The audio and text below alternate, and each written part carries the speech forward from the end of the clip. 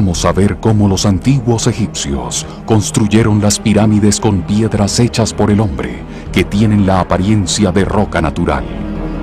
Los bloques de caliza fueron fundidos en el sitio, con una brillante tecnología, hoy redescubierta, llamada Aricat.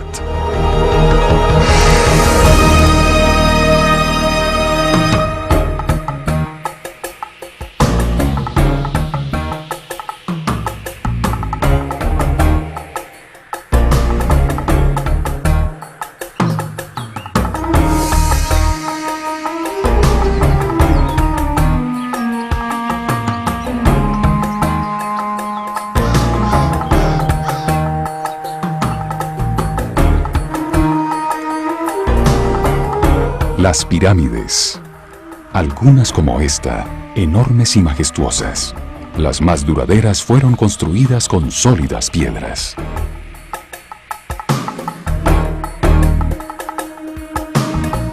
Piedras que han guardado un secreto durante miles de años.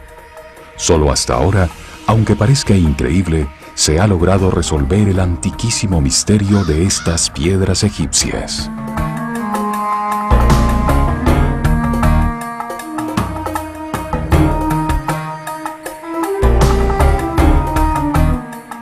Soy Walter Broderick y pertenezco a un pequeño equipo de investigadores independientes interesados en buscar respuestas a algunos de los enigmas del pasado. En la actualidad nos hemos enfocado en el misterio que encierran estas piedras egipcias, pues encontramos que la mayoría de la gente tiene un concepto equivocado acerca de ellas. Cree que las pirámides fueron construidas de una manera que, bien examinada, resulta imposible. A generaciones de niños de colegio se les ha pedido imaginar vastos ejércitos de esclavos egipcios que tallaban las piedras en lejanas canteras, las jalaban hasta aquí al lugar de las pirámides y luego las elevaban hasta colocar cada una en su sitio exacto. Pero, ¿cómo podría haberse hecho esto en realidad?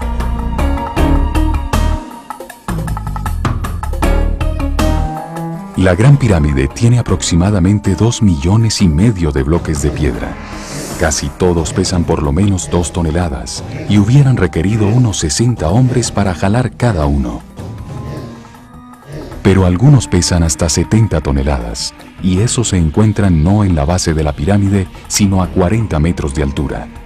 Sin el uso de ruedas, se habrían necesitado más de 2,000 hombres para jalar cada una de estas piedras hasta arriba.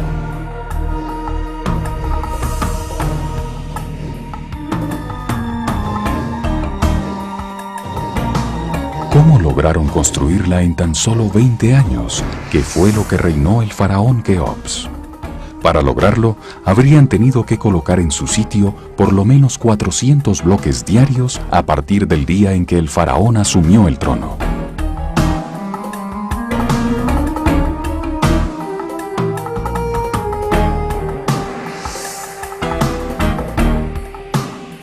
Cientos de miles de esclavos trabajarían simultáneamente, hombro a hombro, en el espacio equivalente a una cuadra en una ciudad moderna.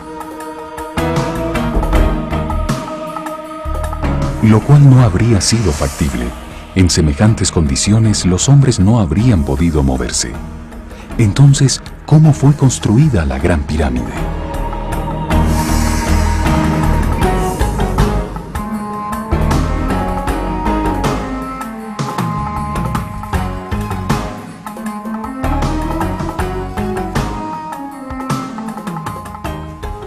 ¿Cómo podrían haber cortado estas piedras, que son extremadamente duras, con solo las herramientas más primitivas? En el mejor de los casos, habrían tenido una sierra de cobre, algo parecido a esto.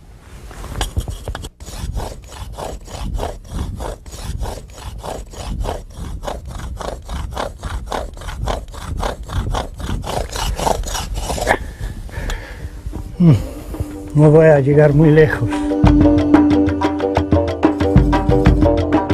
¿Y cómo transportaron piedras tan grandes cuando aún no se conocía la rueda y por tanto no existían poleas para elevarlas en el aire?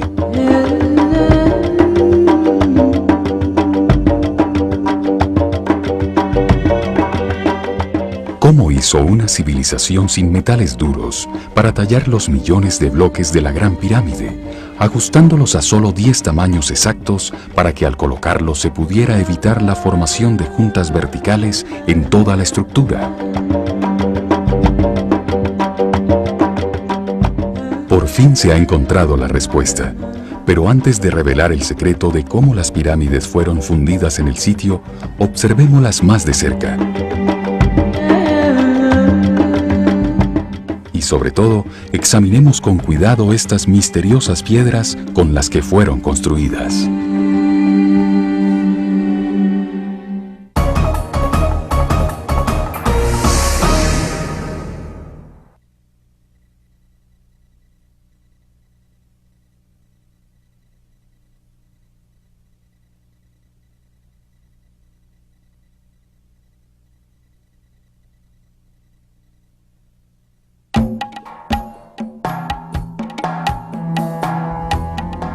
Esta es la entrada original a través del gran muro que una vez encerraba completamente la pirámide escalonada aquí en Saqqara, considerada la más antigua de todas.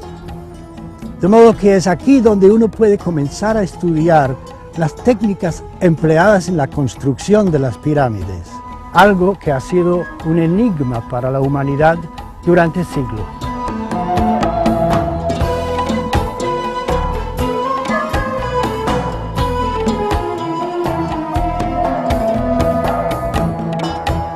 Las pirámides en Egipto están concentradas en un área relativamente pequeña, muy cerca al Cairo, al oeste del río Nilo.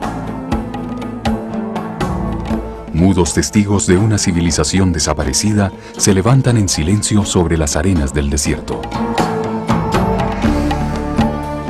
Durante miles de años, muchas de ellas estuvieron sepultadas bajo estas mismas arenas.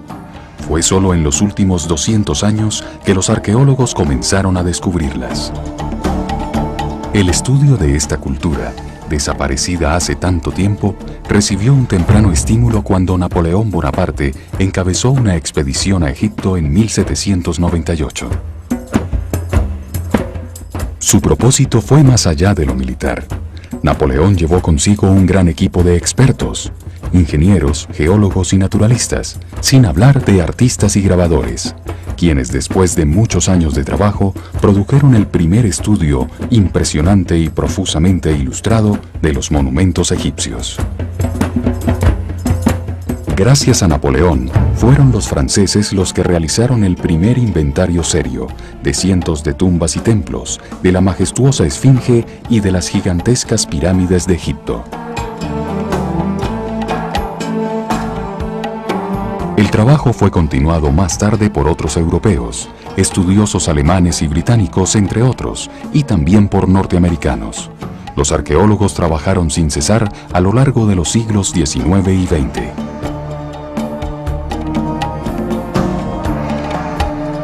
Las pirámides han sido objeto de estudio por cada nueva generación de egiptólogos, escudriñadas y examinadas una y otra vez debido a su capacidad para iluminar la historia temprana de la humanidad.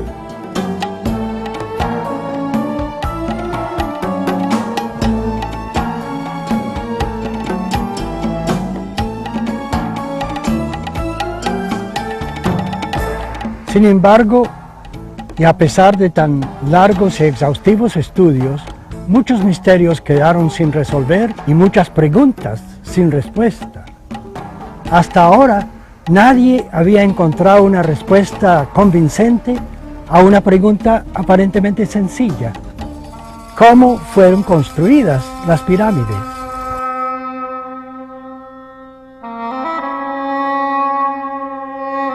Es muy extraño que las más imponentes de todas estas montañas hechas por el hombre no fueron las últimas en construirse, sino las primeras y más antiguas.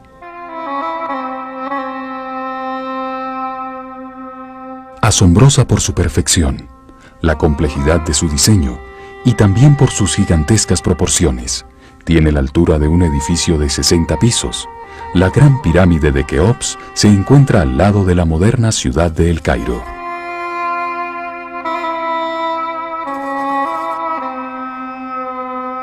Como ya lo hemos dicho, el faraón Keops hizo construir la estructura completa durante el lapso de su reinado, es decir, en menos de 20 años, hace aproximadamente 5.000 años.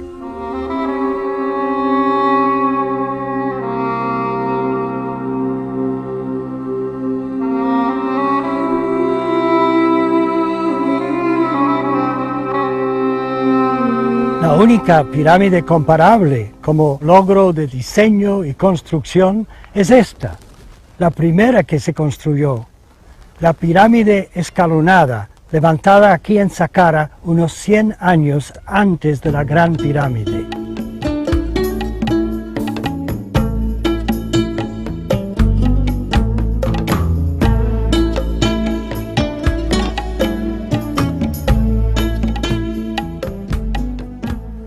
Una pista fundamental sobre cómo se construyó la Gran Pirámide estaba presente aquí todo el tiempo en la pirámide escalonada, pero los egiptólogos no la habían encontrado.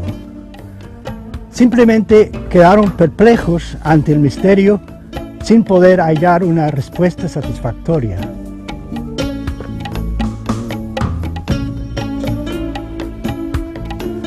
Parece que no estaban buscando en el lugar correcto. Los que examinaban las piedras de las pirámides eran arqueólogos, historiadores, ingenieros y arquitectos. Cuando estas piedras fueron sometidas al ojo analítico de otra clase de científico, comenzaron a revelar su secreto.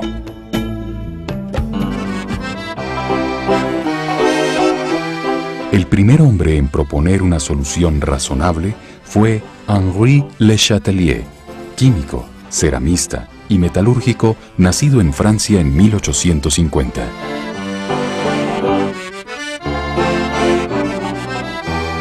A comienzos del siglo XX, observó que la famosa estatua de Kefren no tenía en su superficie marcas de las herramientas con las que pudo haber sido tallada. Sin embargo, fue hecha de diorita, una de las piedras más duras que existe. Y en una época, además, cuando los artesanos no poseían sino cinceles de piedra o de cobre, Le Chatelier concluyó que con herramientas como esas no hubiera sido posible tallar semejante obra maestra. Sospechó entonces que no había sido tallada, sino moldeada con piedra aglomerada, así que empezó a examinar otras estatuas.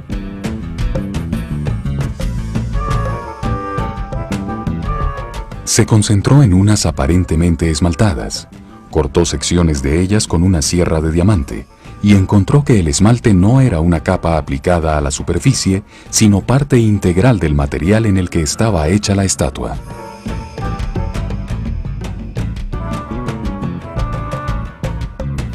Opinó que fueron moldeadas en algún tipo de material sintético y no esculpidas en piedra natural y luego esmaltadas.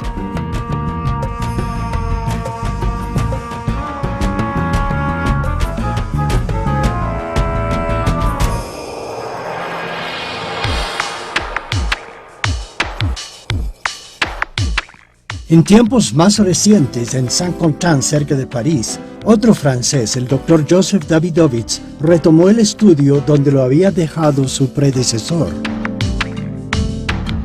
El Dr. Davidovits es un científico célebre por sus investigaciones en un ramo de la química que estudia polímeros, materiales naturales hechos de moléculas compuestas a temperatura ambiente.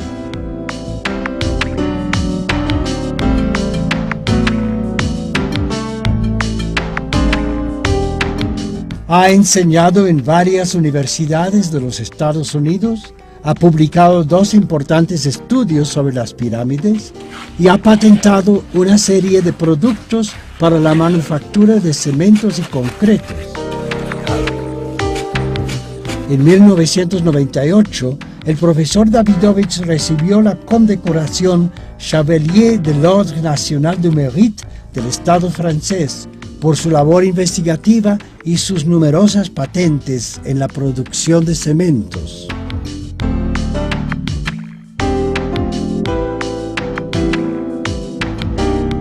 Siguiendo los pasos de Le Chatelier y armado con sus conocimientos químicos y su especialización en cementos y piedras aglomeradas, el doctor Davidovits empezó a estudiar los materiales con los que se hicieron las pirámides.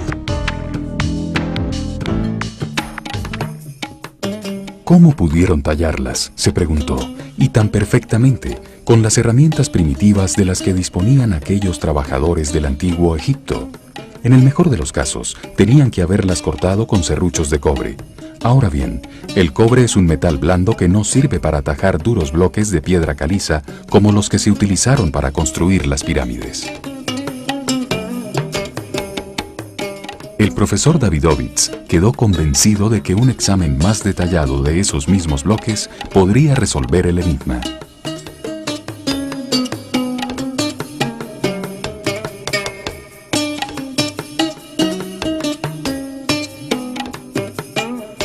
Parece haber acertado. En todo caso, encontró evidencia que sugiere que los bloques de caliza no eran piedras cortadas, sino bloques artificialmente aglomerados que al secar tienen toda la apariencia de piedras naturales. Los bloques de las pirámides son de roca caliza, una piedra formada por los sedimentos de esqueletos y de conchas fosilizadas. Estos restos fosilizados se encuentran normalmente sedimentados en capas horizontales. Sin embargo, en las piedras de la Gran Pirámide los encontré mezclados hacia todas las direcciones en un revoltijo al azar, como si hubieran sido mezclados artificialmente.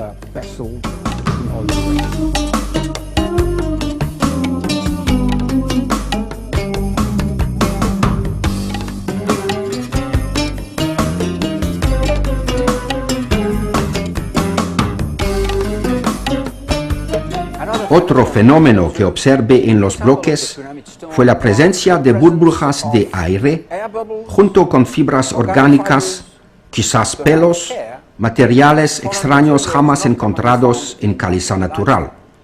Un fenómeno que solo se explica si las piedras fueron fabricadas por el hombre.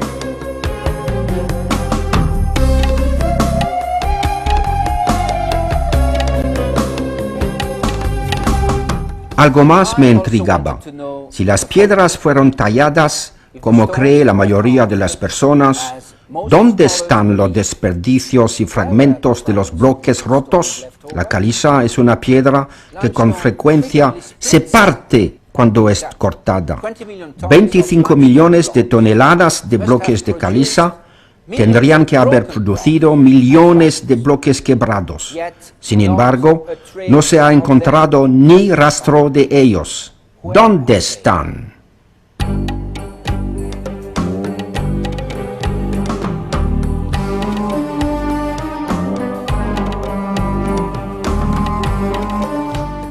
Para confirmar aún más su sospecha de que las piedras de las pirámides fueron moldeadas artificialmente, el doctor Davidovits descubrió una pista clave no muy lejos de su casa.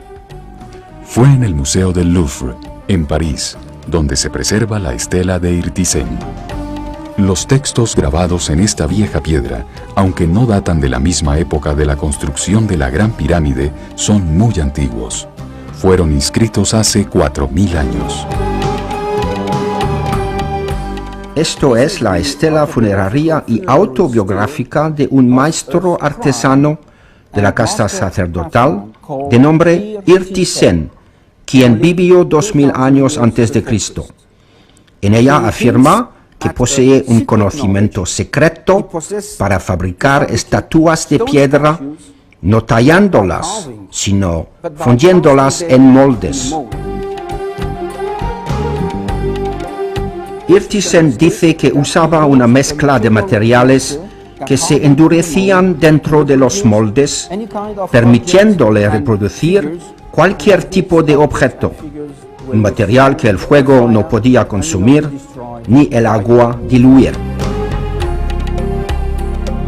Lo cual sugiere que Ertisen utilizaba una especie de pegante químico que se podía mezclar con ciertos minerales y vertir en un molde y de esta manera producir estatuas de piedra. El profesor Davidovich había empezado a elaborar su tesis y estaba muy contento de haber encontrado este indicio. Con la aprobación entusiasta de unos distinguidos egiptólogos, redactó su propia versión del texto, traduciendo las palabras del maestro artesano.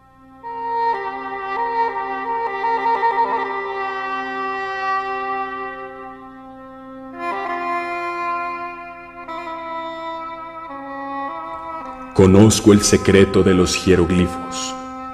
Conozco las cantidades exactas de la receta para fundir piedra, para vaciarla en el interior de moldes y darle forma a un miembro en su lugar preciso. Conozco el andar de la figura de un hombre y la de una mujer, el instante para una postura realista, la humillante sumisión de un cautivo solitario, la mirada en los ojos de quien contempla a su hermana, el rostro asustado de un extranjero bajo custodia, el empuje del brazo de quien vence al hipopótamo, la pose del que corre.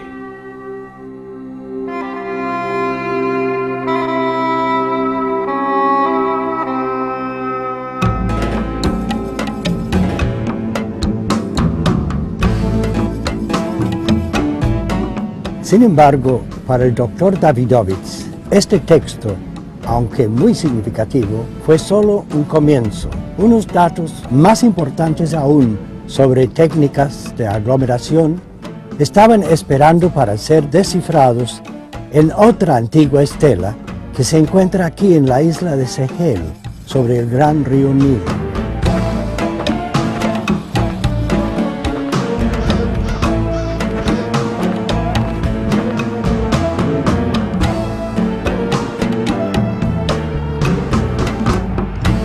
Finalmente, el profesor Davidovich iba a desenredar el misterio de cómo se hicieron las pirámides mediante una lectura cuidadosa e innovadora de los jeroglíficos que están tallados en la superficie de esta roca.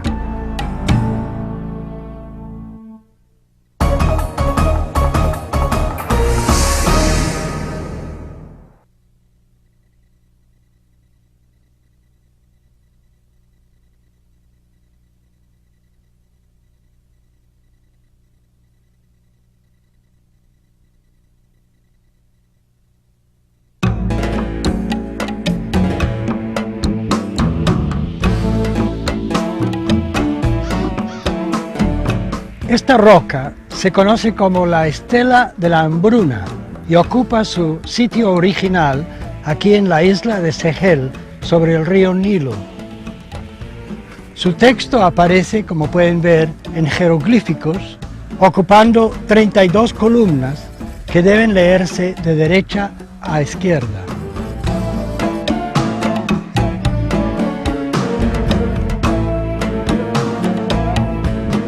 Las primeras columnas tratan de la hambruna que ocurrió durante el reinado del faraón Djoser, cerca de 3000 años antes de Cristo, antes del reinado de Keops. Los jeroglíficos relatan la siguiente historia. Por muchos años, el Nilo crecía hasta inundar las llanuras a su alrededor, convirtiéndolas en suelo apto para la agricultura. Sin embargo, durante 7 años en el reinado de Djoser, el río no creció, así que los cultivos no prosperaron, la tierra seca se volvió estéril y hubo en consecuencia una gran hambruna por todo el país.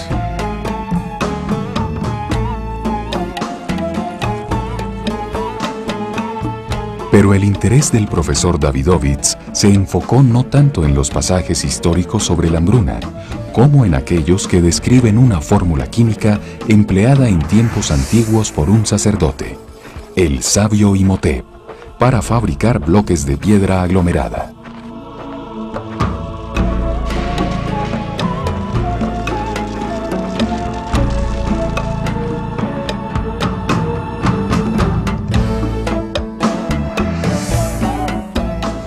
Esta estela se descifró originalmente en 1889, pero debido a las limitaciones del conocimiento científico en aquella época, el pasaje que contiene la fórmula fue malentendido, o al menos no bien traducido.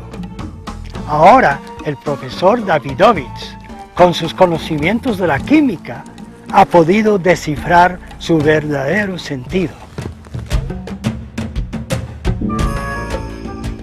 En esta sección de la estela, conocida como las revelaciones de Imhotep, una de las palabras más significativas que descifré y entendí es Ari-Kat, un compuesto de dos jeroglíficos que forman un solo adjetivo. Ari es el participio pasado de un verbo que significa trabajar con o dar forma, simbolizado por un ojo y una figura humana sentada, que indica que el trabajo es hecho por el hombre. Al añadir una segunda palabra, kat, los dos brazos alzados y el semicírculo, se le agrega el sentido de algo creado. Ari-Kat es algo fabricado por el hombre. Y cuando se asocia con los minerales, como en este caso, significa algo procesado o hecho sintéticamente. Ahora el profesor Davidovich estaba seguro de que su teoría era correcta. La respuesta al enigma de las pirámides se encontraba en su ramo particular de la ciencia, la química, o más bien, para darle su nombre antiguo, la alquimia. Y el alquimista en cuestión era el gran Imhotep.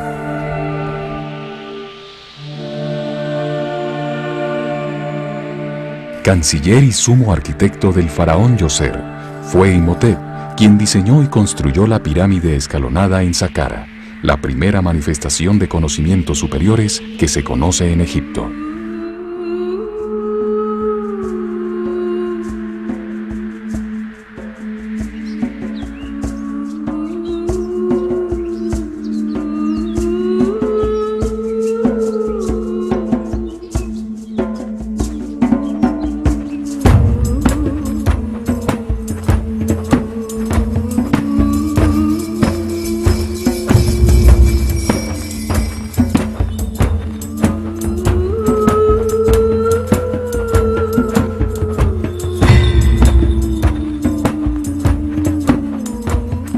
Imhotep pertenecía a una cerrada organización de sacerdotes llamada la Escuela de Misterios del Ojo de Horus, guardianes exclusivos del conocimiento en el Antiguo Egipto.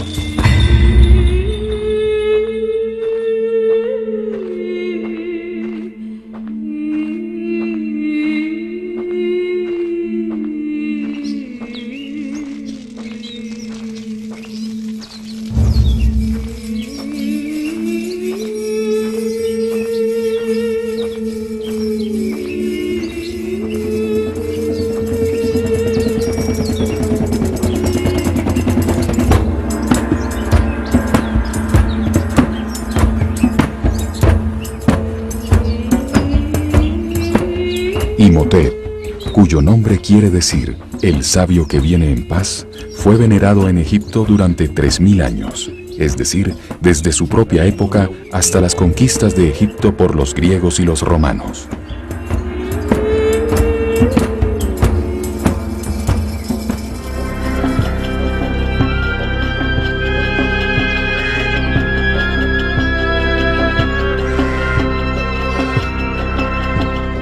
El padre de Imhotep era el arquitecto del faraón, un noble hereditario que pudo determinar el destino de su hijo.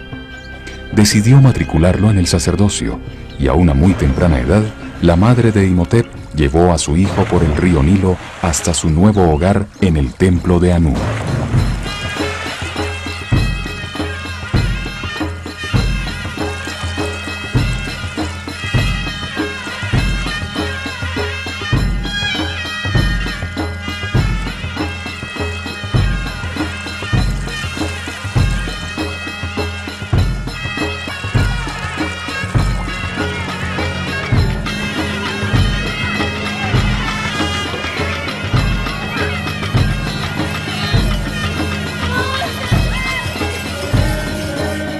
Fue allá, en ese centro de ciencia y religión, en su gran biblioteca, donde Imhotep empezó a aprender el significado de los símbolos, a leer y escribir en el lenguaje de los jeroglíficos.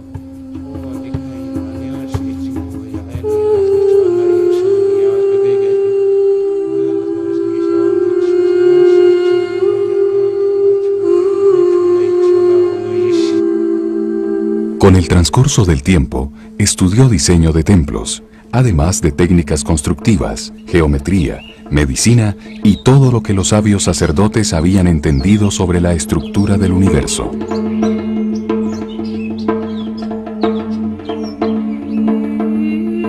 En las noches, aprendió cómo ubicar la posición de la Tierra en el mapa de las constelaciones y a calcular el paso del tiempo mediante una lectura de las estrellas.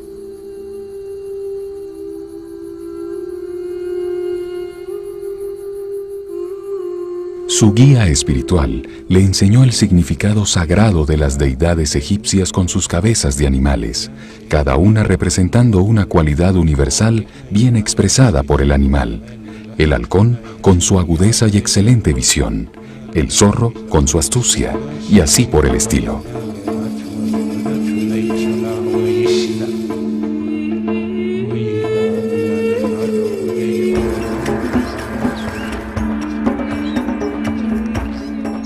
Un buen día, su mentor decidió que ya había alcanzado un grado de sabiduría tal que merecía ser ascendido y entrar al segundo sector del templo, donde iniciaría su entrenamiento en asuntos de alquimia.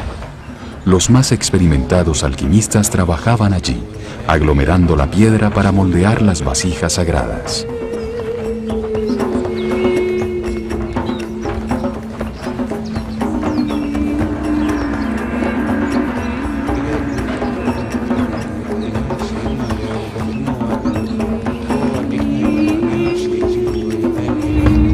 Había llegado el momento para que Imhotep rindiera homenaje al dios Num, el dador de las formas y creador del cuerpo humano, a quien todas las vasijas eran ofrecidas. En ese momento debía jurar que únicamente transmitiría a su sucesor los conocimientos secretos sobre la química que estaba a punto de recibir. Solo un sacerdote científico podía fabricar vasijas de piedra. Por ello gozaba de un estatus especial. Sus conocimientos le permitían darle forma a la piedra y la piedra era el símbolo de lo eterno.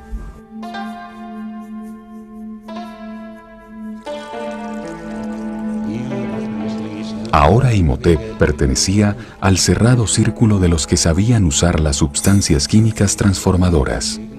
La primera de todas, una muy abundante en Egipto, la sal de natrón, un mineral cristalino que reacciona fácilmente con la mayoría de las sustancias conocidas.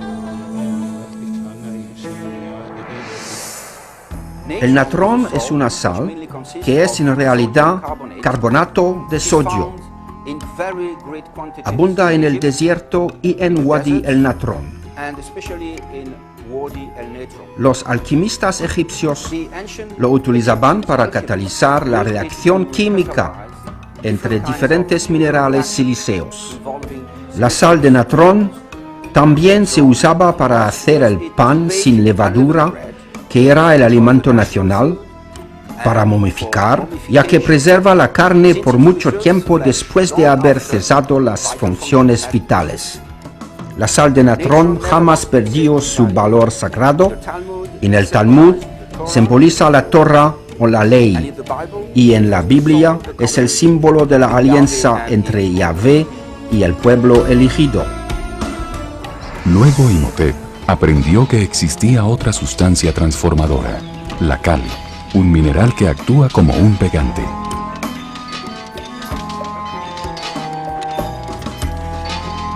Aprendió que para producir la cal había que quemar y reducir a cenizas rocas como la caliza y la dolomita, formadas por los restos sedimentados de los organismos marinos. El fuego oxida y convierte la roca en un residuo polvoriento, y eso es la cal.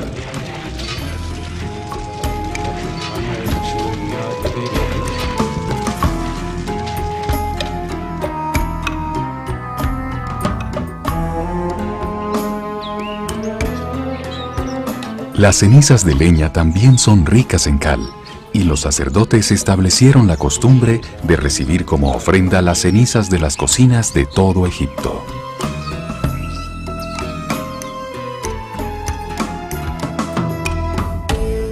Luego Imhotep descubrió algo extraordinario. Cuando la cal se mezcla con sal de natrón en agua, se produce una tercera sustancia, mucho más corrosiva, que causa una fuerte reacción química y transforma a los demás materiales. Había encontrado lo que conocemos hoy como soda cáustica. Cuando Imhotep mezcló la sal natrón y la cal en el agua, se inició una fuerte reacción química. El natrón se disolvió en el agua y las partículas de cal se dispersaron, quedando en suspensión, produciendo soda cáustica. Todo mineral silíceo que contenga agua en su estructura reacciona fácilmente con la soda cáustica, formando silicato de sodio, lo que los antiguos llamaron vidrio soluble. El vidrio soluble, mezclado con los minerales azules, la turquesa y la crisócola, producen un pegante especial, un cemento basado en agua, usado para moldear vasijas y estatuas en piedra.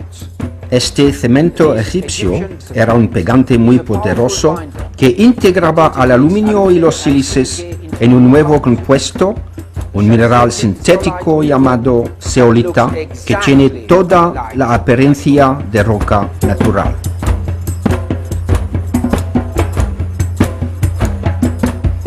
Como ya veremos, no pasaría mucho tiempo antes de que los sacerdotes egipcios llevaran esta técnica a su conclusión lógica. Pronto estarían produciendo ya no pequeñas estatuas, sino inmensas montañas artificiales de piedra.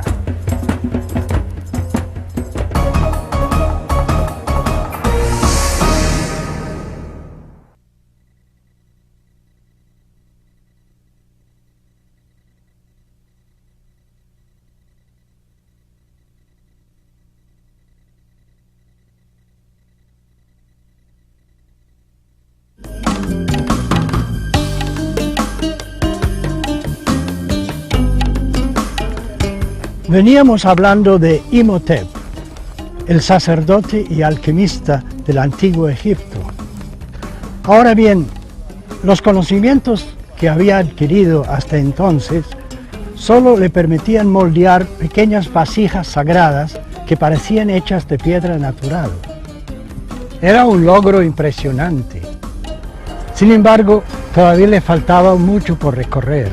Tenía que descubrir cómo aplicar estos conocimientos en una escala masiva para poder construir un eterno tabernáculo para su Dios, un monumento gigantesco de piedra, ya que para los egipcios la piedra simbolizaba la eternidad.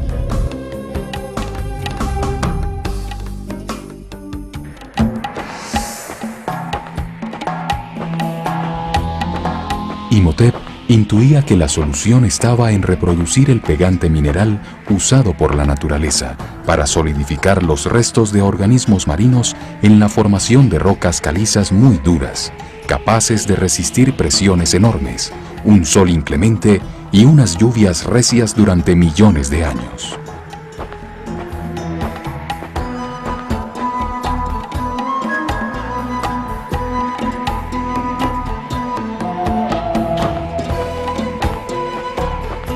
Sus investigaciones lo llevaron a encontrar en Saqqara dos clases diferentes de estratos de caliza que contenían conchas y arcilla.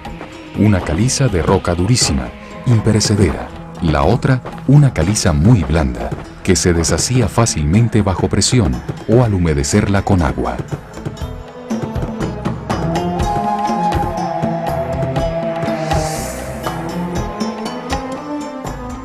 En el borde de la plataforma de Saqqara encontré dos tipos distintos de piedra caliza.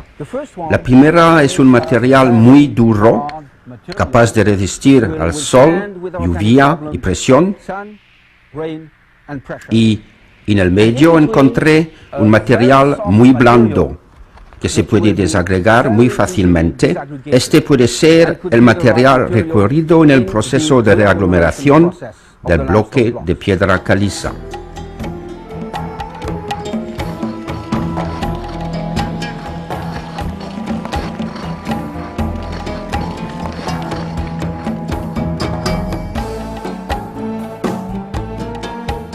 Cuando Imhotep aplicó agua a la caliza blanda, se deshizo, dejando una greda blancuzca y arcillosa con los restos de los organismos marinos en el fondo.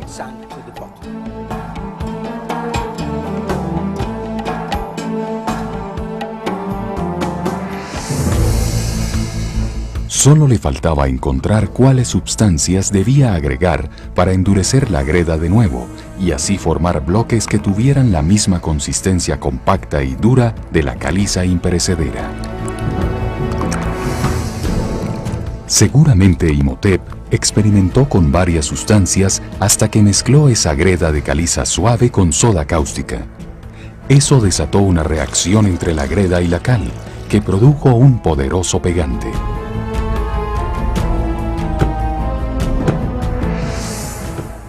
La soda cáustica es un alcalino muy agresivo que ataca la arcilla, transformándola en una roca llamada zeolita o feldespato.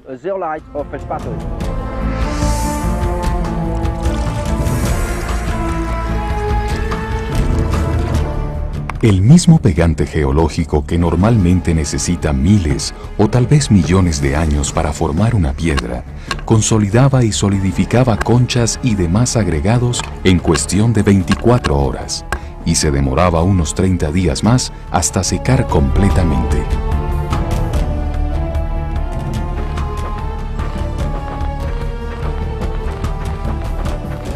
Esta mezcla se endureció formando un bloque altamente resistente. Imhotep pudo presentar un bloque de piedra artificial a su soberano, el faraón Djoser. No era muy grande, pero como adelanto científico, era enorme.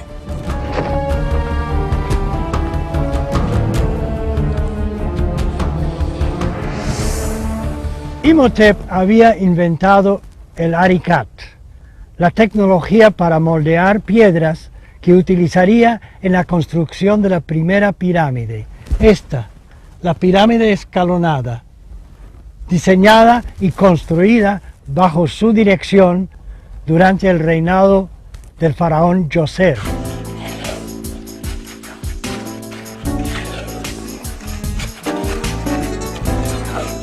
Con el tiempo, la antigua alquimia de Imhotep se perdió, para ser reinventada 5000 años después por el profesor francés Joseph Davidovich en su laboratorio de Saint-Quentin, cerca de París.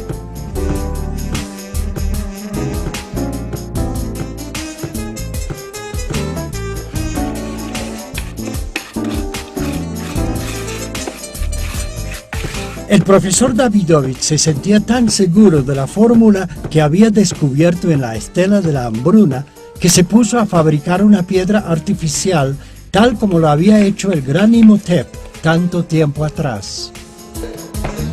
Su experimento fue un éxito.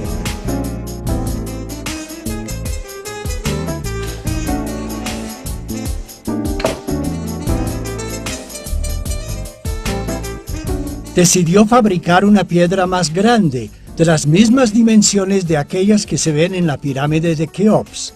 Siguiendo la receta de Imhotep, el profesor produjo un bloque de 2 toneladas.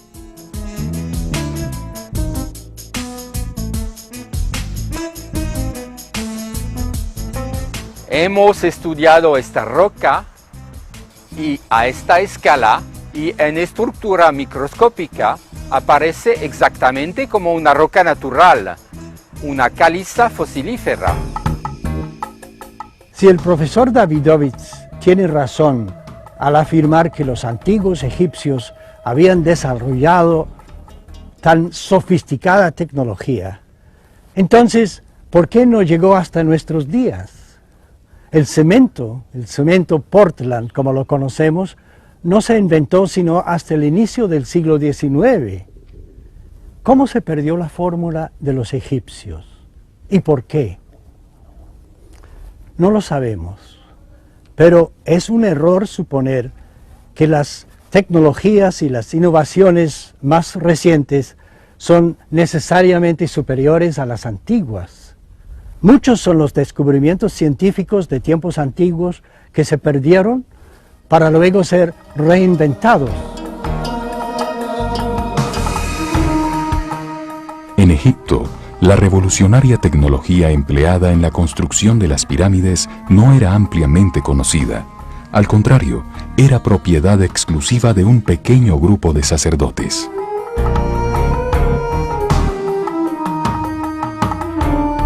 Por lo tanto, podría desaparecer fácilmente durante los dos períodos intermedios de guerras y revueltas internas que desgarraron a Egipto, sin hablar de las sucesivas invasiones y los saqueos de los tesoros egipcios por parte de los etíopes, los sirios, los persas, los romanos, los nubios y los griegos a lo largo de miles de años.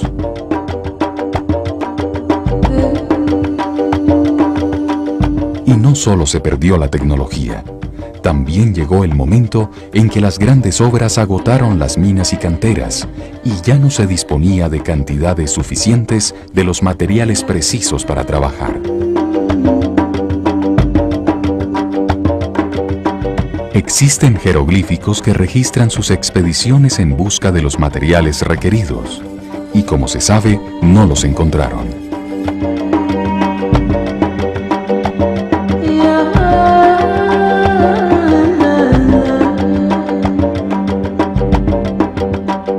Es revelador mirar las pirámides construidas en tiempos más recientes, es decir, hace apenas 3000 años, comparado con los 5000 años que nos separan de la era de Imhotep y más tarde de Keops con su pirámide gigante.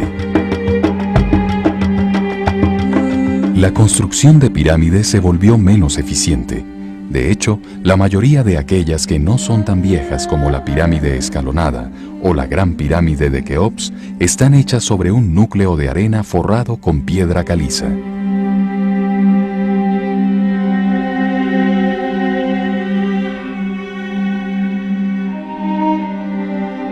Tenemos dos tipos diferentes de construcción de pirámides. A lo lejos, la pirámide de Djoser, hecha con bloques de piedra caliza elaborados en moldes. Y aquí detrás, la pirámide del faraón Userkaf, de la quinta dinastía, que fue construida 100 años después de la gran pirámide de Keops. Es un conjunto de piedras naturales que provenían de las cercanías o directamente del suelo de aquí.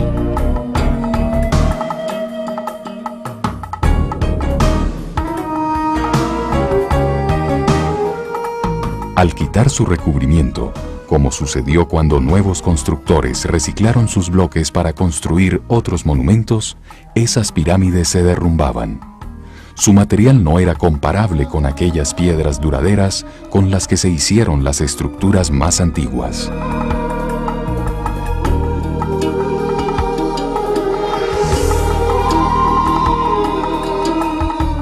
En nuestro próximo programa, nos encontraremos de nuevo con el faraón Djoser y su arquitecto Imhotep para presenciar la construcción de la pirámide escalonada.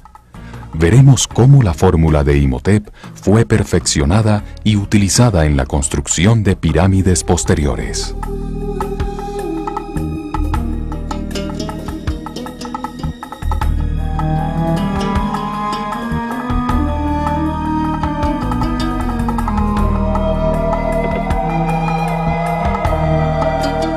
Seremos testigos de cómo el tamaño de las piedras aumentó gradualmente durante la era de la construcción de las pirámides, desde los pequeños bloques de Imhotep que pesaban unos pocos kilos hasta los enormes bloques y vigas de soporte que pesaban cientos de toneladas, imposibles de jalar y elevar sin ruedas ni poleas.